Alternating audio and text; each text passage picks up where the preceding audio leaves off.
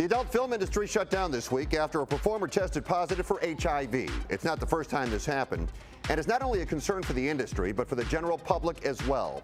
Joining us, Christian Mann, the general manager of Evil Angel Productions and a vice president of the Free Speech Coalition. Mr. Mann, thank you for being here.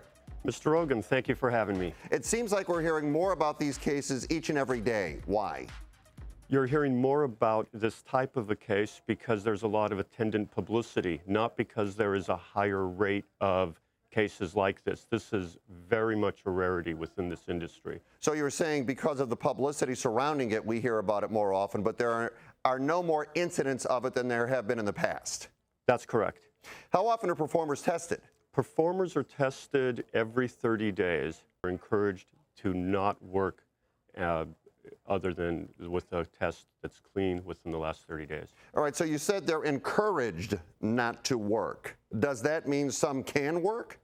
Well, there's nothing legally mandating that they must. However, every responsible producer who is shooting sex scenes is honoring this protocol that's been in effect since 1994.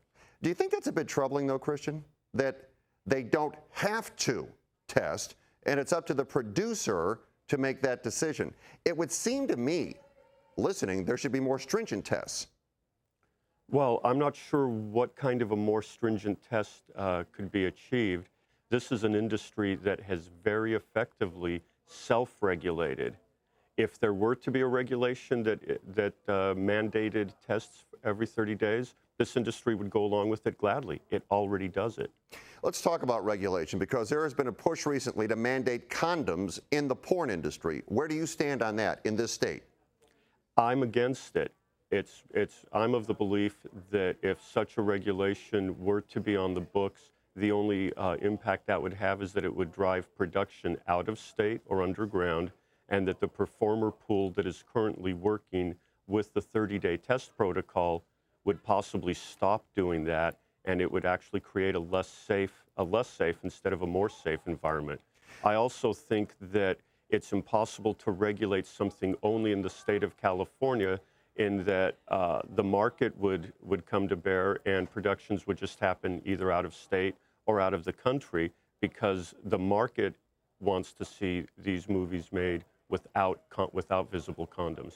Now, there is a group that wants to put this on the ballot and have the public vote. Do you think the public has any right telling you how to do your job?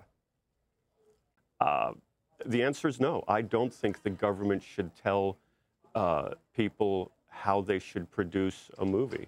Now, you're a bright guy, and you've been in this business many years. Thank you. All right. You know that many people do not approve of the adult movie industry. That's fair to say, right? I understand that, yes. Okay.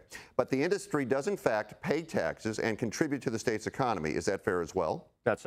As a taxpayer, I can tell you that's absolutely fair. It is an industry that brings a lot of revenue to Southern California, and it is an industry that is very much legal, that plays by the rules of business, and the answer to your question is yes.